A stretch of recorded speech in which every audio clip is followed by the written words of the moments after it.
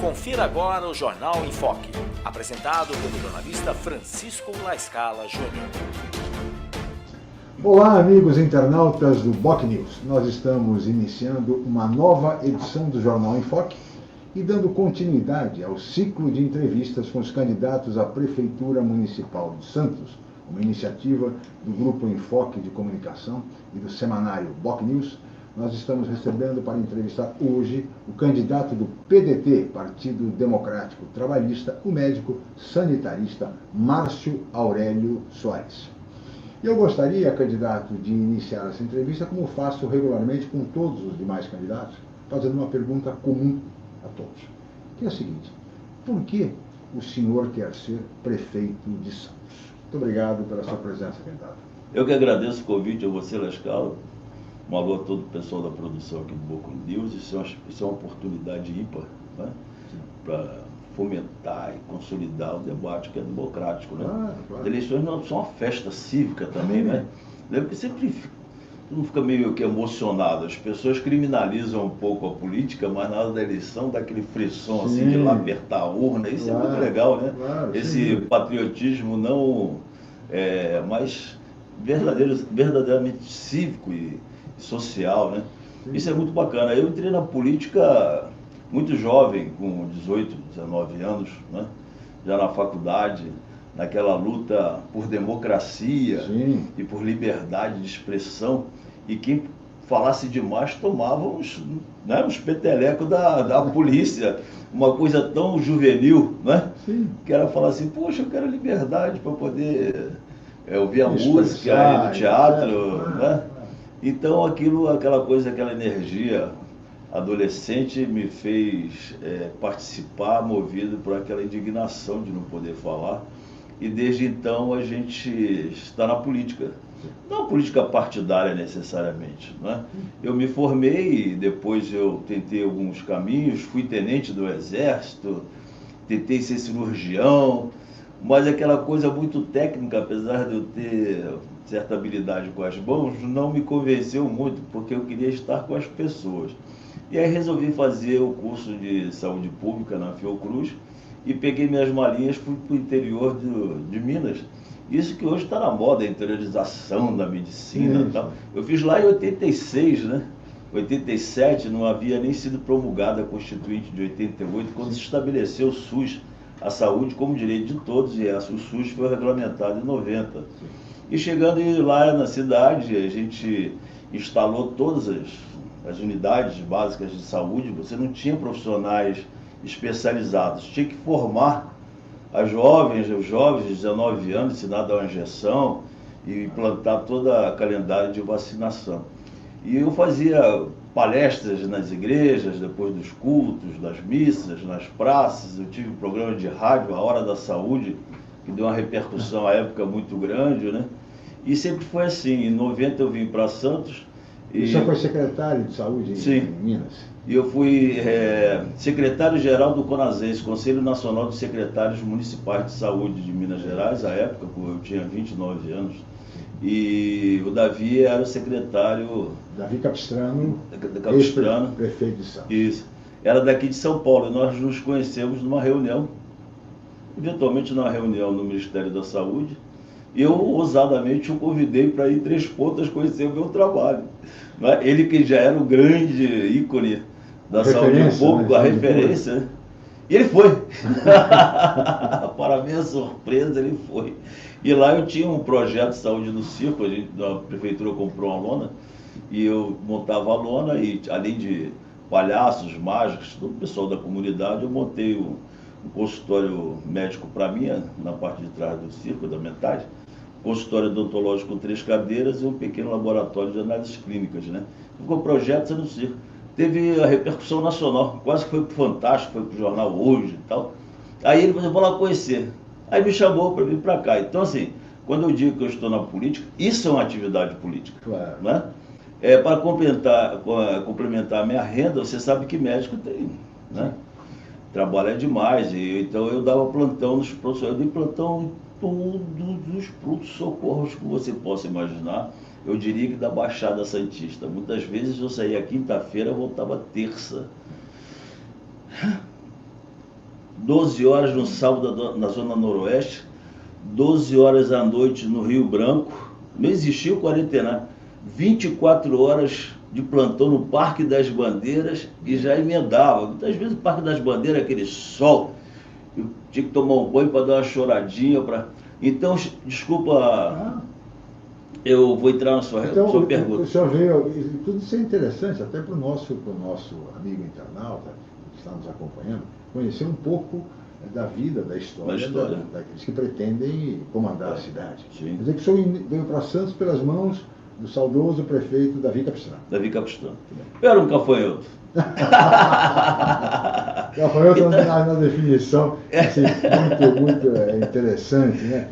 É uma brincadeira que o Justus fazia. Saudoso prefeito de Santos, queridíssimo Oswaldo Justus. Sim, Então quer dizer que eu considero conhecer como médico, né, os conflitos, as angústias desse povo, as contradições. Eu conheço os 4 cantos dessa cidade. E é por isso que você quer ser prefeito de Santos? É por isso, porque eu considero os profissionais de saúde, os profissionais de educação, e a candidata vice-prefeita da minha chapa, a professora Cecília Cravo, que é uma educadora da rede pública, nós somos ajudadores. Quem são vocacionados? Nós que somos vocacionados, nós somos ajudadores. Nós gostamos das pessoas, nós nos emocionamos com as pessoas, nós temos empatia com as pessoas, e eu nasci para isso, para cuidar das pessoas. E hoje, com 62 anos, 36 anos de formado, casado, 3 filhos, com esses 3 livros publicados, médico do trabalho, clínico, endocrinologista e especialista em saúde pública, nesse momento de pandemia eu me sinto qualificado para cuidar das pessoas de Santos. Pelo que o senhor disse, pela sua abordagem inicial, candidato, e a apresentação da sua candidata a vice-prefeita, uma educadora, a professora Cecília Cravo, né? Sim. Eu deduzo que as prioridades do seu eventual governo serão saúde e educação. Sim. Eu digo mais. Eu digo que a minha primeira prioridade é saúde, a segunda é saúde e a terceira é saúde. Mas e a educação? Saúde entendendo como bem-estar biopsíquico e social. Claro. Ou seja, físico, psíquico, mental e social. Isso integra uma educação de qualidade, um transporte de qualidade, especialmente enfrentando a contradição maior de nossa cidade, que é a moradia com dignidade. Eu costumo dizer que educação não deveria ser prioridade de qualquer governo, mas sim a razão de ser de todos. Sim. Porque com a educação, o senhor tem, com certeza, impactos positivos na saúde, na habitação, enfim, todos os aspectos. Infelizmente, as coisas não caminham assim no Brasil. Mas o senhor falou num tema muito importante, que é a questão habitacional. Santos tem, pelos levantamentos oficiais, enfim, algo em torno de 10 mil, um déficit de 10 mil moradias, perfazendo cerca de 40, 50 mil pessoas vivendo em condições subhumanas, condições dramáticas, em palafitas, enfim, nos cortiços do centro histórico, e vai por aí.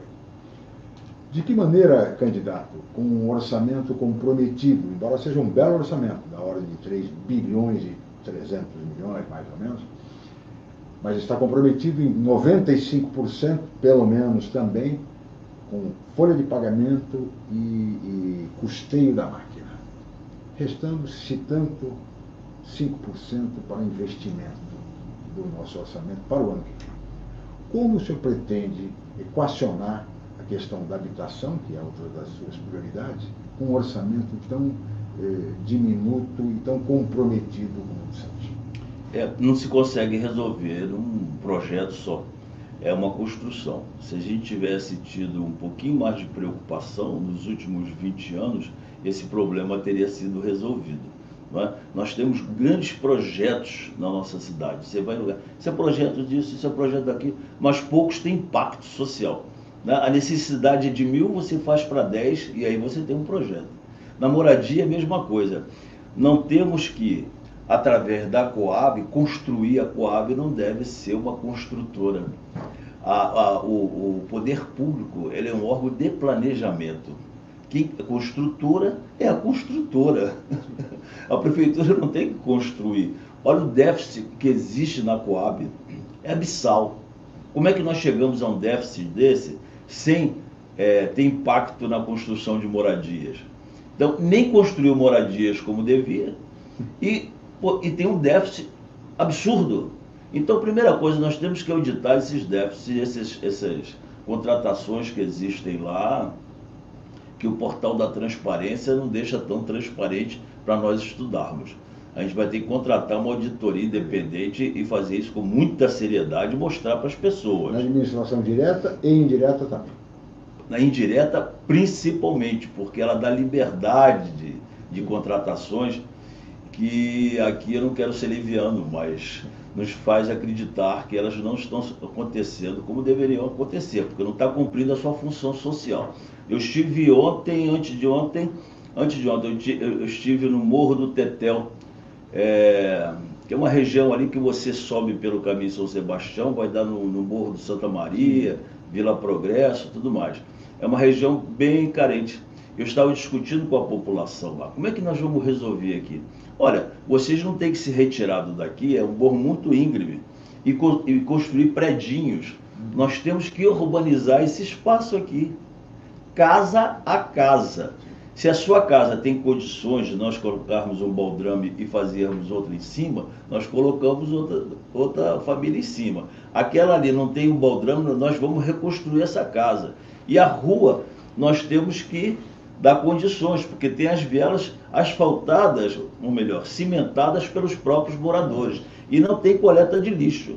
Por que você não faz um trilho no meio, um monotrilho, para a caçamba descer por gravidade? Então, assim, é cuidar das pessoas, a necessidade das pessoas. E eu aprendi na medicina, um grande professor meu de clínica médica, ele dizia o seguinte: ouça o seu doente, ele vai te dar o diagnóstico.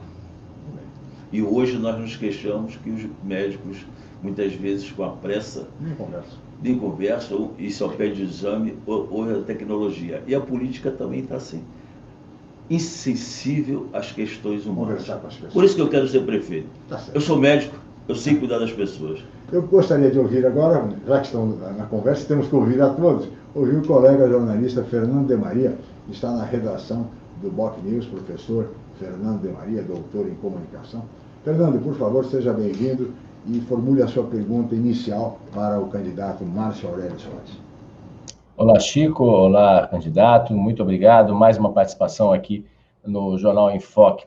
O senhor, como médico, tem, obviamente, uma preocupação enorme, especialmente nesse segmento, como o senhor já citou. A saúde será, e como tem sido, o maior orçamento do município para o próximo ano. Eu gostaria de duas questões. Qual nota, o senhor como profissional, qual nota o senhor dá para a área da saúde em Santos e o que precisa ser feito para, pelo menos, melhorar, o que falta ainda ser feito para melhorar a área da saúde na cidade? Olha, nota muito ruim, né? Para ser objetivo e não fugir a pergunta, eu diria nota 4. Por que nota 4? Nós temos os prédios, mas não nos bastam muros. Nós temos que desenvolver as pessoas. O que a prefeitura, a atual administração, o prefeito fez? Ele terceirizou os serviços de saúde. Não pode, meu amigo, não pode fazer isso. Isso é um pecado. É um pecado com a população, é um pecado com o servidor público, destruindo o servidor. Como eu falei, nós somos ajudadores. Como eu vou te ajudar se eu estou instável emocionalmente, se eu estou preocupado, não paguei meu aluguel, se eu estou ganhando pouco, se não há controle do serviço? Eu não consigo te ajudar.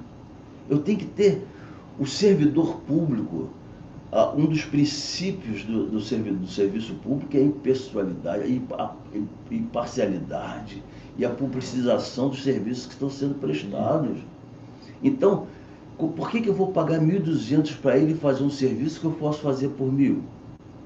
Alguma coisa está errada. E agora eu ouço nos jornais que houve a operação Raio-X, foi presa uma diretora de serviço de saúde aqui. Mais uma vez, não quero ser vulgar, em fazer acusações, mas nós temos que auditar esses contratos. Como é que o indivíduo vai numa policlínica e é pedido um ultrassom, chega na UPA, cadê o ultrassom? Ninguém não está aí tem que pedir outro raio-x. Você tem que informatizar. Desde 1993 tentou se implantar o projeto IGEA, de informatização dos serviços, porque nenhuma empresa vai admitir uma duplicidade de ações. Agora, doutor Márcio, o gargalo parece, pelo menos as autoridades do setor, sempre dizem que um dos gargalos é a questão do exame. Porque a consulta, o médico está lá, orienta e pede alguns exames. Então, exames de imagem, ou mesmo outros exames, uma endoscopia, uma colonoscopia, e vai por aí, a demora é enorme. Então, o cidadão vai para o Ambesp, chega no Ambesp com o pedido de uma endoscopia, por exemplo, e esse pedido o exame vai sair dali a 6 meses, 1 ano. É um dos gargalos. Como é que se pode resolver essa questão? O que falta nisso? É gestão, é recurso, ambos, enfim. Gestão e educação. Educação médica e educação do usuário.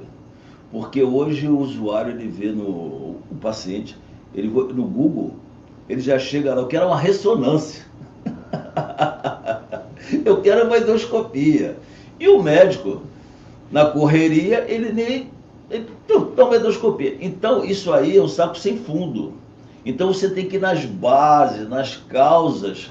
Lógico, você não vai resolver de uma hora para a noite, mas eu tive um grande professor também, presidente da Sociedade Brasileira de Clínica Médica, que ele dizia o seguinte: 80% dos problemas clínicos, um bom médico com formação geral resolve. 10% são casos especiais, você encaminha para o especialista. E outros 10% só divindade, só Deus, né? Então se o médico não pedir exame, o paciente fica chateado e o médico quer pedir exame. Então nós temos que equacionar, fazer um trabalho de educação popular no uso dos serviços de saúde também, para que as pessoas, ao invés de ir direto para a UPA, procure o pronto atendimento na policlínica. Permita, por mais que a população consulte o Dr. Google, como você fez referência, a culpa não é da população. Não, jamais. Sabe? Então, eu acho que também não se pode atribuir ao cidadão, ao paciente, se ele chega numa unidade com dor, e ele normalmente, se o senhor é um clínico que dedica 30 minutos, 40 minutos para ouvir o seu paciente, sim, e chegar a esse percentual que o senhor fez referência, sim, agora de 80%, é uma coisa. Mas na unidade de saúde, não é isso que acontece. O atendimento é de 5 minutos, se tanto, né? Pede o exame e acabou. E se livra do problema. E, lamentavelmente, desculpe o termo, mas a sensação que a gente tem é que se livra do paciente. O cara tem que cumprir aqui uma meta e vai de qualquer jeito. É assim que funciona. Infelizmente. Infelizmente. São muitas vezes profissionais despreparados, absolutamente despreparados, que não têm paciência, não conseguem conversar com o paciente. Quer dizer, culpa não cabe ao cidadão.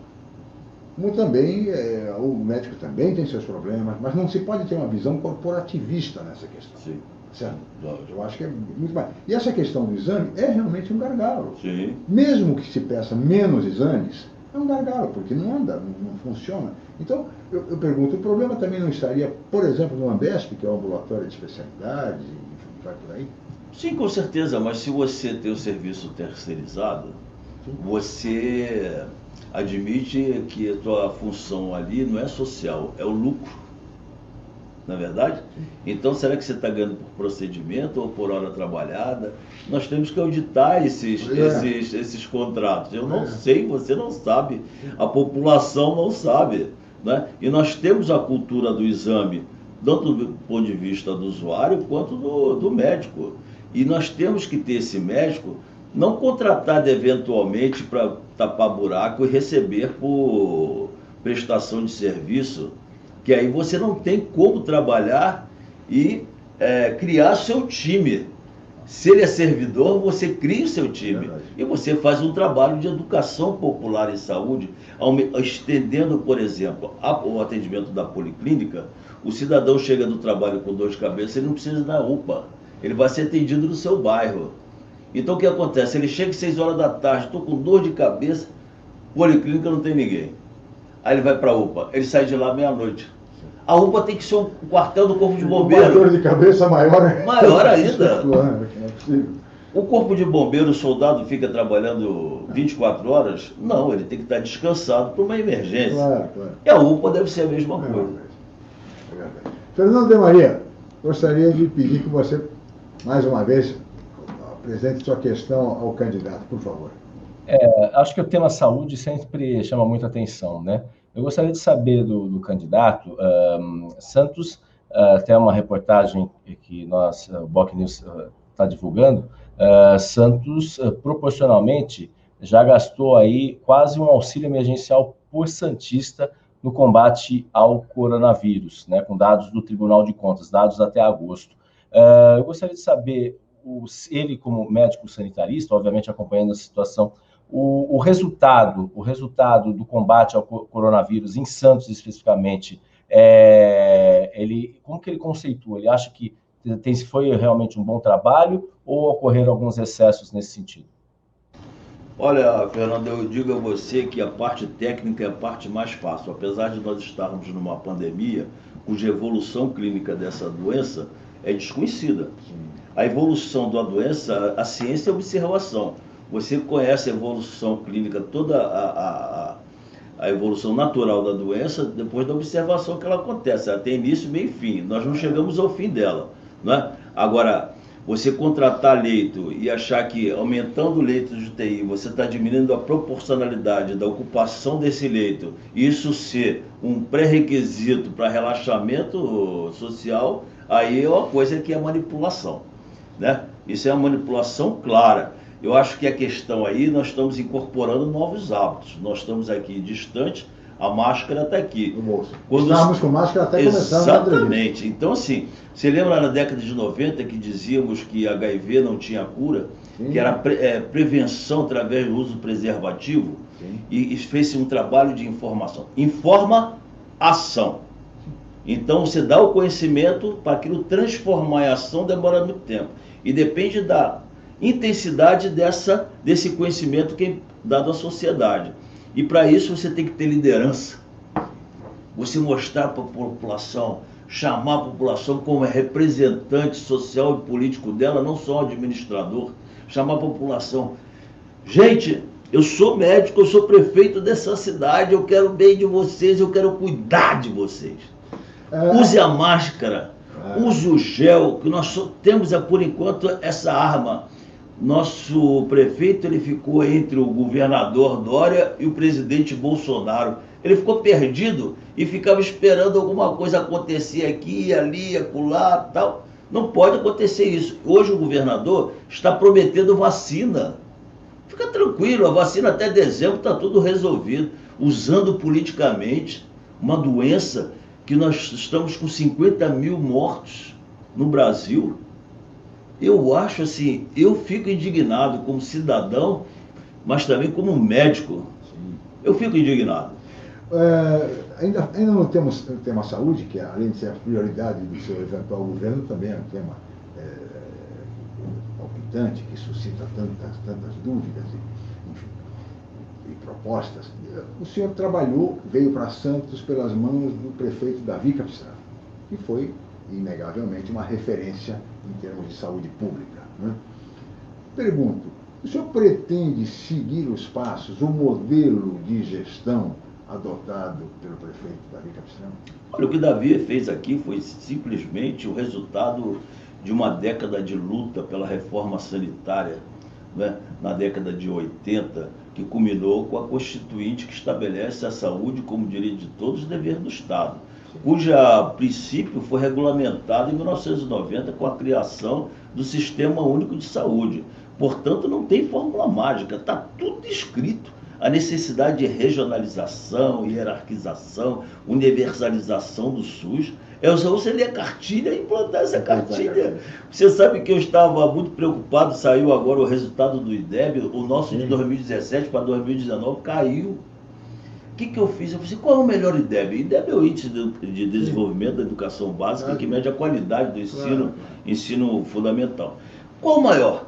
Descobri que era Sobral, uma cidadezinha de 200 mil habitantes no semiárido cearense. Sabe o que eu sou abusado? Sabe o que eu fiz? Liguei para o secretário. Liguei para o secretário. Herbert Lima, grande pessoa, com currículo extenso de pós-graduações, mestrado, doutorado no exterior. Ele falou assim, você me dá uma entrevista para fazer uma live? Eu disse, lógico, me conta esse segredo. Não tem segredo. Está tudo no Plano Nacional de Educação. A Folha de São Paulo recentemente fez um editorial elogiando muito eu li. De Sobral e modelo referência para o país. Seria bom que todo o país seguisse e todos os secretários de educação da nossa região metropolitana, da Baixada Santista, acompanhassem essa experiência de Sobral, que é magnífica. Candidato, eu peço a sua licença, nós vamos agora para um quadro que nós temos aqui, denominado O Povo Fala, onde pessoas, cidadãos, formulam perguntas, enfim, fazem comentários com relação ao candidato e à eleição de 15 de novembro no primeiro turno. Felipe, podemos chamar o quadro, por favor? O Povo Fala. Vamos ver.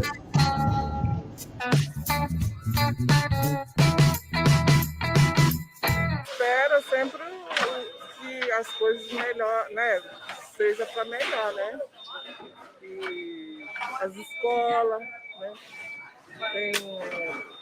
Cada vez seja melhor, né, para as crianças. Eu espero do nosso prefeito de Santos que olhe mais para a saúde pública na Baixada Santista, que está precisando. A saúde é prioridade de todos. É isso que eu espero. Que seja um prefeito decente, um prefeito que também olhe para as periferias de Santos, que eles só vão nas periferias de 4 em 4 anos, às vezes só para mentir.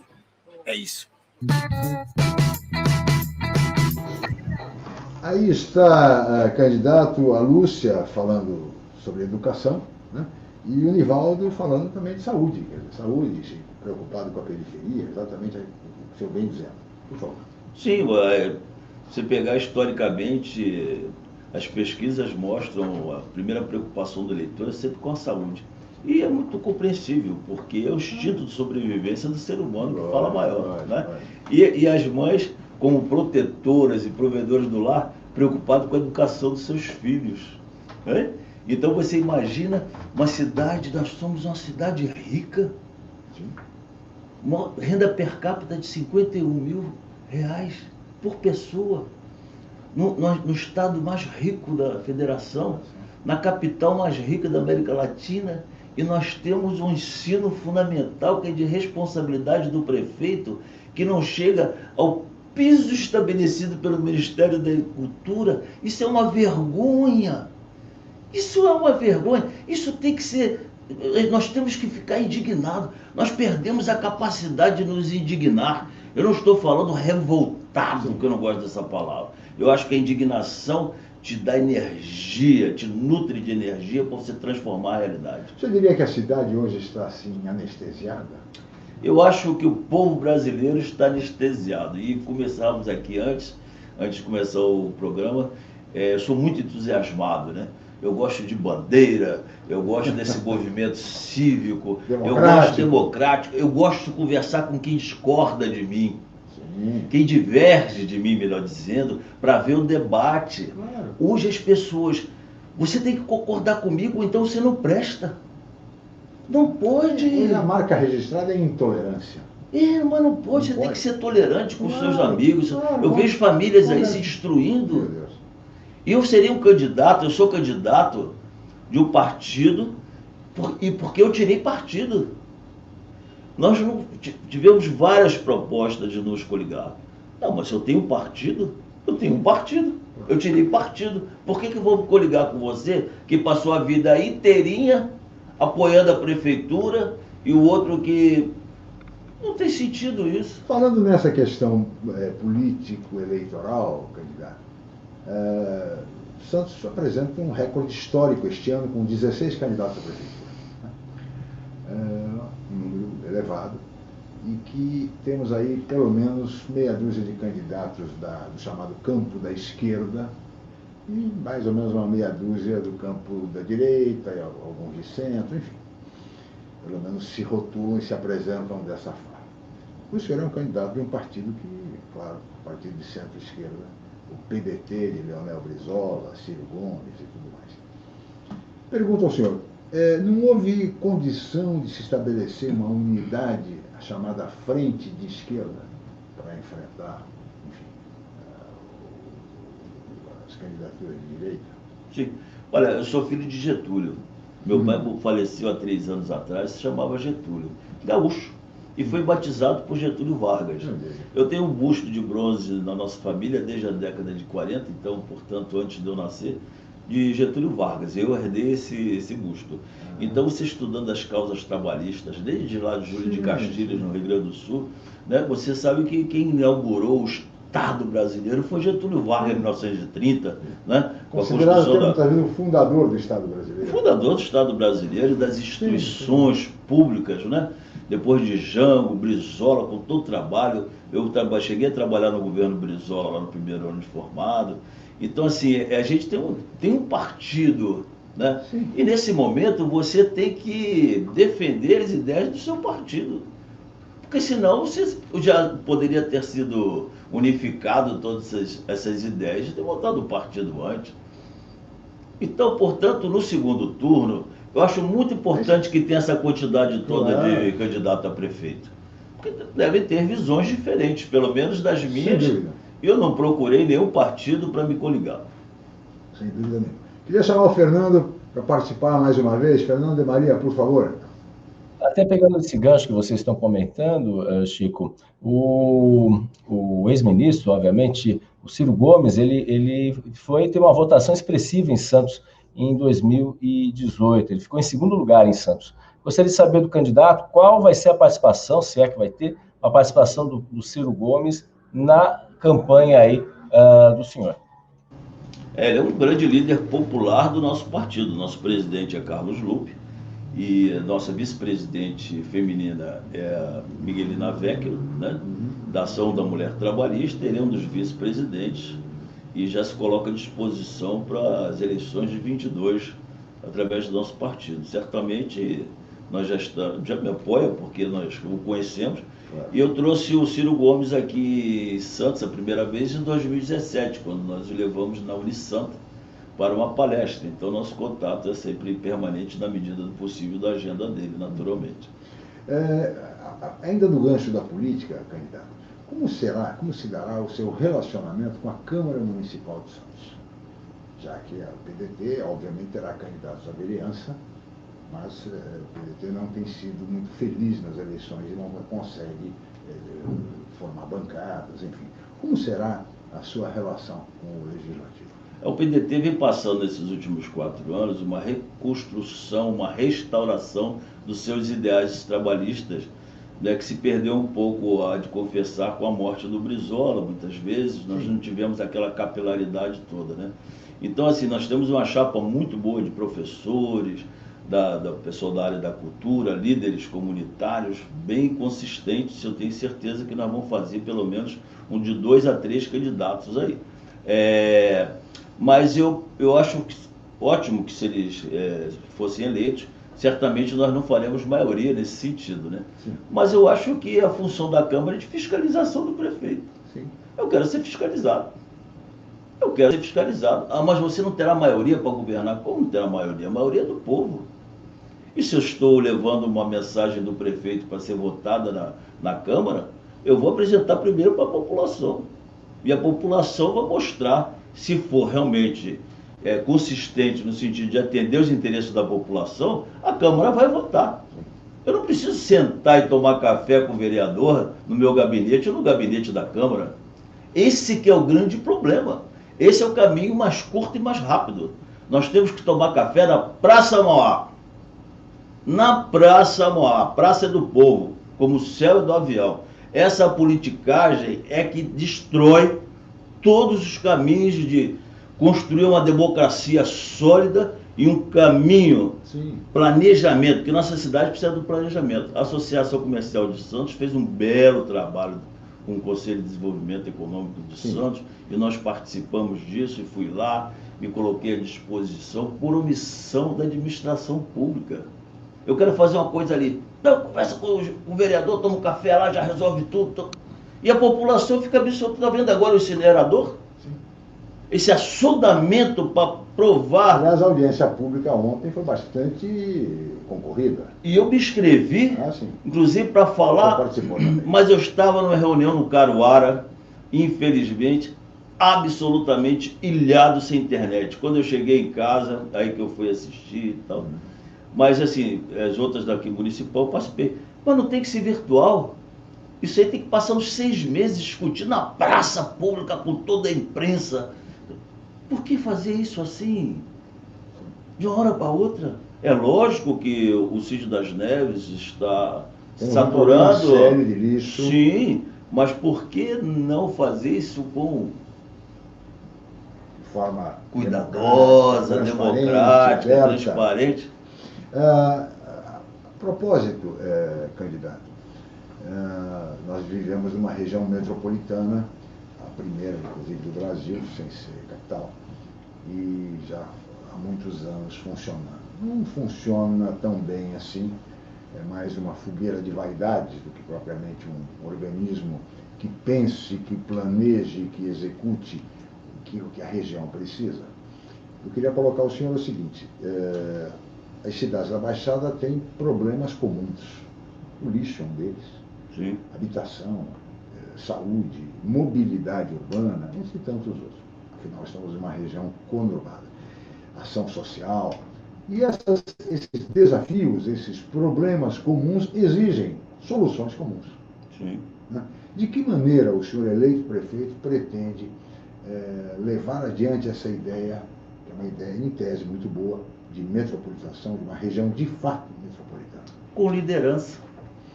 Essa é a única palavra que pode interpretar o que a gente pensa em relação a isso mais uma vez. Você sem liderança e capacidade de religar, reunir as pessoas, você não vai conseguir fazer isso dentro do seu gabinete, disputando interesses e vaidades pessoais e partidárias. Se você tem liderança com a população, se você tem liderança com os representantes municipais, os líderes políticos, você pode desenvolver um projeto não só com a classe política, mas também com toda a sociedade, com os empresários, com o Sindicato da Construção Civil, com as empresas de saúde, na área da saúde. Como é que você pode imaginar uma pessoa, como eu disse, faz uma ressonância magnética, que é um exame caro, lá na Praia Grande, eventualmente ele está aqui, passa mal, cadê a ressonância magnética? Não, está lá no... Mas é tão fácil você ter esses dados amplificados para toda a região. Mas essa é uma visão metropolitana. Sim. E não acontece. Não acontece, porque ele diz assim, ó, você é de outro Só partido. fala em liderança. O prefeito de Santos pode ter liderança, mas ele precisa se relacionar bem com o prefeito de São Vicente, com o prefeito do Guarujá, com o prefeito de Cubatão, etc. Sim, mas se você apresenta um projeto, desculpa, você apresenta um projeto de informatização. Olha, tem esse programa aqui, tem essa empresa, né? Ele vai fazer aqui para 435 mil habitantes em Santos. Eu quero expandir isso aqui e nós, cada um, vamos fazer um consórcio na área da saúde. Esse projeto de consórcio de saúde é da década de 80, 90, quer dizer, da década de 90. Por que a gente não evolui? É a única alternativa, porque o custo, se você faz uma calça jeans numa fábrica, numa confecção, ela custa 10. O chinês faz 1.000, custa 1 centavo. É produção em escala. Fernando, queria novamente chamá-lo para que você participe aqui da nossa conversa, da entrevista, por favor. Um dos desafios, entre os vários desafios dos novos prefeitos, reeleitos ou eleitos, será a questão da geração de empregos. Os números, infelizmente, ao longo dos últimos anos, com a crise, que já, especialmente a partir da metade da década passada, e ano passado começaram a melhorar os sinais, mas com a pandemia A gente tem, só nesse ano, a Baixada Santista perdeu 16 mil postos de trabalho, pelo menos. Eu gostaria de saber, no caso, o senhor eleito, quais são as ações de forma metropolitana, ou especificamente em Santos, para a criação de empregos e atração de investimentos aqui na cidade de Santos e, é claro, junto com os demais prefeitos da Baixada Santista. Esse é o grande desafio. Esse é um dos grandes desafios, porque, mais uma vez, não existe fórmula mágica. Sim. E vai ter muita gente que fala assim, eu vou criar emprego. Não existe isso. Não é? A prefeitura criando emprego direto, só vai abrir concurso e vai admitir todas as pessoas, né? Não existe. Você cria emprego quando você fomenta a economia. Claro. A economia que cria emprego, é o sistema que cria emprego. Se eu estou comendo mais pão, o seu Manuel vai contratar mais padeiro. E se ele está contratando mais padeiro, ele vai abrir outra padaria. É simples. Agora, como é que nós temos que fazer para a população comprar mais pão? Você tem que incluir essas pessoas que estão desbancarizadas, ou seja, não estão nem dentro do sistema bancário. Nós temos 1/3 da nossa população que ganha menos de meio salário mínimo por mês. E isso está escrito lá no site, IBGE/cidade/Santos. Não sou eu, o Márcio Aurélio, que está falando. Sim. Eu sou um médico, eu não entendo nada de economia, mas eu entendo de gente. Né? Eu conheço a palafita, eu sei do que as necessidades das pessoas. Muitas vezes ela só quer uma tesoura para cortar cabelo e poder ter renda e comprar um pau. E ela vai gerar emprego. Mas essas pessoas são invisíveis. E sabe como é que a gente vai fazer para facilitar ela poder comprar uma tesoura? Nós vamos criar um banco. Nós vamos criar um banco. Mas que pretensão, doutor Márcio Aurélio, criar um banco. Você agora é banqueiro, disputar com o Banco do Brasil? Não. Nós vamos criar um Banco Municipal de Desenvolvimento Comunitário, Caiçara. Essa é uma proposta que surgiu lá com Robert Owen, em 1843, na Inglaterra, e que em 1977, de Bangladesh, um professor de economia, Mohamed Yunus, ele desenvolveu essa ideia na década de 70, ele ganhou o Prêmio Nobel de Economia em 2006, é chamado Banqueiro dos Pobres. E aqui na periferia de Fortaleza, em Jardim Palmeira, o Joaquim II, que inclusive já eu entrevistei também, me ajudou na construção dessa ideia, ele desenvolveu o Banco Palmas. E agora com a regularização dessas fintechs, ele tem o dinheiro, tem cartão de débito. Então você pode emprestar dinheiro para as pessoas de forma solidária, com 5 pessoas amigas, você empresta R$500, o pedreiro compra uma pá, ele pode construir um muro e criar, fomentar a economia, a microeconomia, e você insere 1/3 da população. É um projeto que tem que ser perseguido, tá certo? Que tem que ser... E hoje, se você me permite, nós temos no Brasil 133 bancos comunitários em pleno funcionamento. E essa implantação seria rápida? É imediata. Você tem que trabalhar a população. E os recursos para tanto? Os recursos vêm da Secretaria de Desenvolvimento Social. Esse banco pode ser criado através de uma fundação e o próprio empresariado investir. Porque são recursos, não são milhões de dólares. Não são milhões de dólares para construir um viaduto. Claro. Sim. Você entende, não? Quer dizer, é importante o viaduto, não é? Claro. Mas as pessoas, ligar as pessoas, fazer uma ponte com as pessoas, eu vejo que é muito mais importante, porque são vidas. Sim. Candidato, nós temos em Santos algumas empresas, você já fez referência, a Prodesan, a Coab, a CET, algumas fundações, inclusive a Fundação Parque Tecnológico, que está aí há não sei quantos anos, e que o prédio está quase pronto, mas a produção, que é o que interessa, pouco se tem. Pergunto ao senhor, qual será a sua política do ponto de vista administrativo? De que maneira o senhor vai lidar com essa situação? dessas empresas, se pretende extingui-las, se pretende promover auditorias, se pretende, enfim, fazer um levantamento da situação delas, né? E, ao mesmo tempo, também, que política o senhor faz, pretende desenvolver para o funcionalismo público municipal, incluindo aí o IPREV, o Instituto de Previdência, que a Prefeitura deixou de encaminhar a contribuição patronal para o financiamento, enfim, do IPREV. Esse é o aspecto intrigante da administração atual, porque, ao mesmo tempo que ela isenta de imposto IPTU para eventual empresa por 10 anos, São de convenções, 24 milhões não de é? isenção. E aí ela coloca, suspende por um ano sua participação no IPREV, colocando a aposentadoria do servidor público em risco. O que pensar? Não sei o que Como resolver pensar. isso? Como resolver isso é você ter uma planilha aberta, transparente, discutir com o servidor público e toda a sociedade. Por que eu posso dar uma isenção para iniciativa privada e não vou... Como é que esse servidor vai dar aula?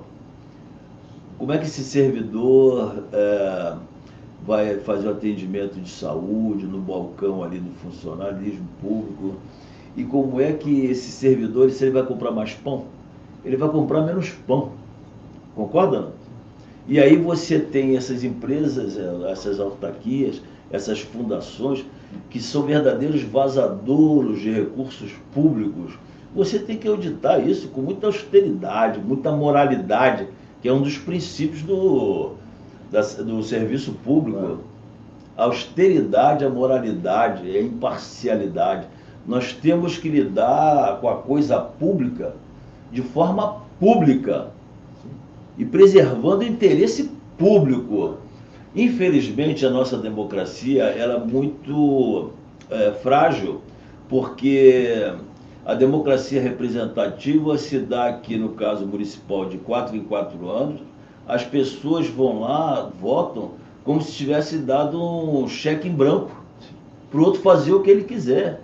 Nós temos que consolidar a democracia participativa durante todo o cotidiano, toda a rotina, todos os 4 anos, com a participação da população nas principais decisões tomadas pelo prefeito. Fernando, queria mais uma vez que você apresentasse mais uma questão ao candidato, por favor. Candidato, indiscutivelmente, a atual administração está entregando uma série de obras, enfim, como o senhor próprio comentou agora recentemente. Um dos desafios dos governantes vão um pouco além disso, ou seja, o custeio da máquina pública, né? Como conciliar isso com essa nova realidade, à medida que, obviamente, a própria pandemia já afeta, obviamente, os orçamentos municipais e afetarão ainda mais a partir de 2021, onde os orçamentos certamente estarão bem aquém do que a estimativa que gostariam de acontecer. Gostaria, caso o senhor seja eleito, como conciliar isso, porque o senhor vai ter um aumento do custeio por causa de novos empreendimentos, novas obras, e também, por outro lado, um cenário não tão agradável assim, em razão da pandemia.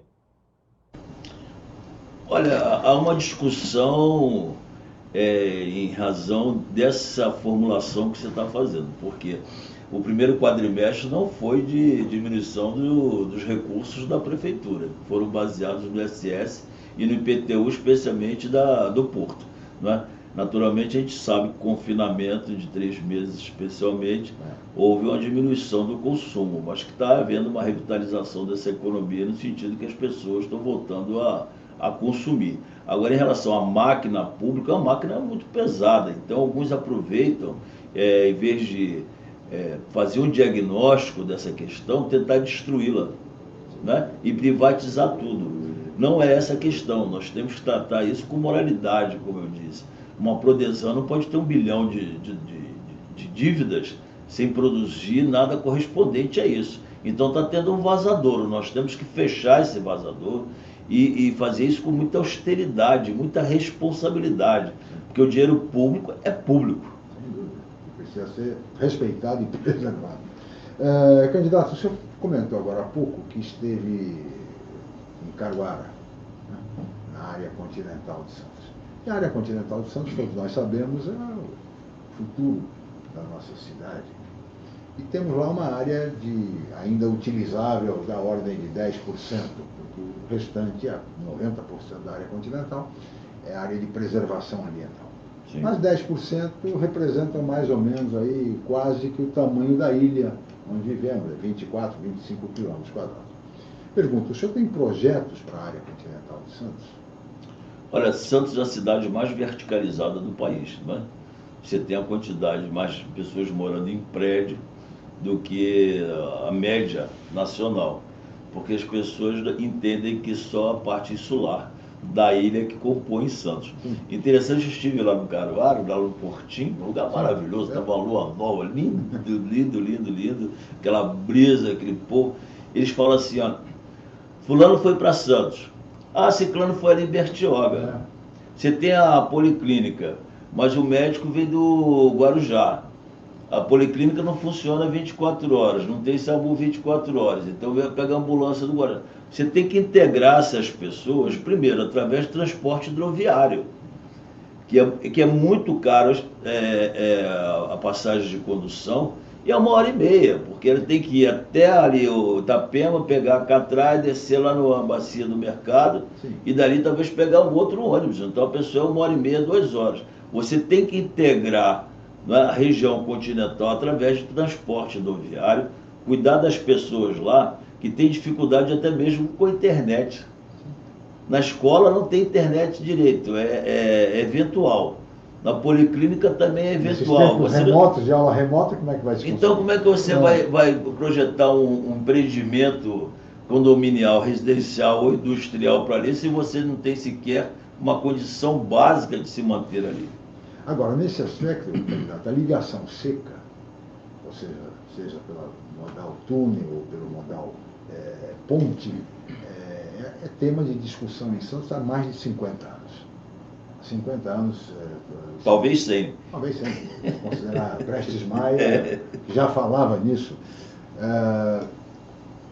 Discute-se muito ponte ou túnel. O senhor tem uma visão formada a respeito disso? Se eleito prefeito, o senhor vai trabalhar em favor da ponte, do túnel, ou seja, da ligação seca, o acesso à área continental? O fato é que precisamos dessa ligação. Sim, quer seja ponte ou túnel, né? Nós, mais uma vez, eu fico muito estranhamente assustado, porque nós temos 4% da população no estado de Santos, e coincidentemente, ou melhor, da economia, e teríamos que receber 4% aí. Nós não temos recebido nem 1% de retorno do CMS. Mas por que não? Então nós vamos chamar a população e a população vai perguntar para o governador por que ela não está passando o dinheiro do ICMS para a cidade. Falta representação na Assembleia? Falta representação na Assembleia e excede interesses partidários e pessoais. Excede interesses partidários e pessoais e se esquece a necessidade da cidade. 3% do que compete do ICMS, você imagina que deve ser uma boa situação. Claro. Então, se a gente luta por essas questões, a gente não vai ter, como o Fernando de Maria está dizendo, a preocupação com a baixa do orçamento. Sim. Então, politicamente não se resolve, nós vamos judicializar. Agora, vamos parar de enganar a população com viaduto, com ponte, com túnel, não é? Eu acho que nós estamos maduros o suficiente para não ficar repetindo essas fórmulas. Agora, na esteira disso, candidato, como se dará, então, o seu relacionamento, se eleito for, com os governos estadual e federal, com o governador Dória e com o presidente Bolsonaro? Nós temos que conversar com todos, né? Todos, porque não é o partido que está conversando com outro partido. Não é o político que está conversando com outro político, mas é o representante da cidade de Santos, sim, que está conversando com o líder do estado de São Paulo. E como tal, nós temos que ser respeitados. Por que tem que ir lá baixar a cabeça, bater na porta e pedir, pelo amor de Deus, com o Pires? Vai ser recebido, né? Vai ser recebido? Não. Lógico que você tem que respeitar as instituições, governador, presidente da República, mas não estamos mais para isso. Santos tem uma história. E que história? Que história, tem uma importância regional e nacional, e ela deve ser representada com essa proporcionalidade, com essa intensidade. Eu não preciso te agradar para você me respeitar. Claro que não. Não é verdade? É dessa forma que nós temos que dizer, olha, que eu estou representando 435 mil pessoas, numa das cidades mais bonitas e dos maiores referências industriais, de porto, de turismo, de cultura do país. Então, portanto, vamos conversar e vamos resolver esse problema. Uma conversa, em resumo, republicana. Republicana. Como tem que ser. E de preferência gravada e transmitida online. Fernando e Maria, por favor, estamos nos aproximando já do final do programa. Eu queria reservar mais uma pergunta para você, Fernando, por favor. Ok, Chico. Uma questão, muitas vezes os orçamentos de algumas pastas são pífios, são muito pequenos, mas tais pastas, por exemplo, têm um papel fundamental aí dentro desse contexto de sociedade, como o candidato tem colocado, de cuidar das pessoas. Eu gostaria de saber quais são as propostas do candidato para as áreas de cultura e esportes. Olha, no esporte nós temos uma proposta muito interessante que eu cuido disso há uns 10 anos, que eu acho muito interessante. Você tem um agente comunitário de saúde. Nós vamos criar a figura do agente comunitário do esporte, para nós ocuparmos todas as ruas, vielas, praças dessa cidade. Nós ficamos imaginando que praticar esporte precisa de um ginásio com ar-condicionado. E lá o ginásio está, o estádio Santista lá, o ginásio está lá. Arena Santos, tudo cheio de infiltração, abandonado. Isso é um descaso, eu fico indignado. Eu sou do tempo de jogar bola com o pé de meia, violada. Não que a gente vá fazer isso agora com chapinha, com pedaço de madeira, para arrancar o topo do pé, do dedão. Mas que se você tiver um estudante de educação física, um profissional de educação física, todo bairro tem um líder que organiza a pelada. Nós vamos ocupar, ele vai ter a rede, vai montar a rede na praça, na rua, vai organizar o campeonato do bairro. Nós vamos fazer a Olimpíada Interbairros. Nós vamos ver uma bateria de surf. O morador do Boqueirão, da Areia Branca, do Marapé, solta a bateria, vai todo mundo. As torcidas vão fazer uma festa do esporte nessa cidade. E vamos fazer a Olimpíada Interescolar. O Azevedo Júnior contra o Benevenuto Madureira e as crianças torcida, porque isso nós precisamos trazer o entusiasmo para essa cidade. A alegria, a manifestação cultural, isso transversalmente com a Secretaria de Cultura, trazendo os rap, hip hop, a cultura hip hop, a MPB, resgatando a história da música caiçara. Nós temos que fazer isso com alegria e atrair os jovens. E investimento, candidato, é barato, é pequeno. É muito barato. É muito barato. Basta gostar de gente e gostar de cuidar de gente. Candidato, nós já estamos nos aproximando do final do programa, passa muito rápido, mas eu queria colocar, assim, no final, uma questão mais política. Primeiro, qual é o seu tempo de televisão? 1 minuto e 18 segundos. É suficiente? Naturalmente não. Mas o presidente Bolsonaro se elegeu com 10 segundos. Mas você sabe que a conjuntura foi absolutamente diferente, onde você era permitido a utilização de robôs, né, com milhares de aparelhos celulares, máquinas, tudo, o que hoje parece que... O tempo de televisão, de qualquer maneira, 1 minuto e pouco, isso é bem mais do que a maioria dos candidatos que tem 10 segundos, 20 segundos. Nós vamos utilizar muito bem esse 1 minuto.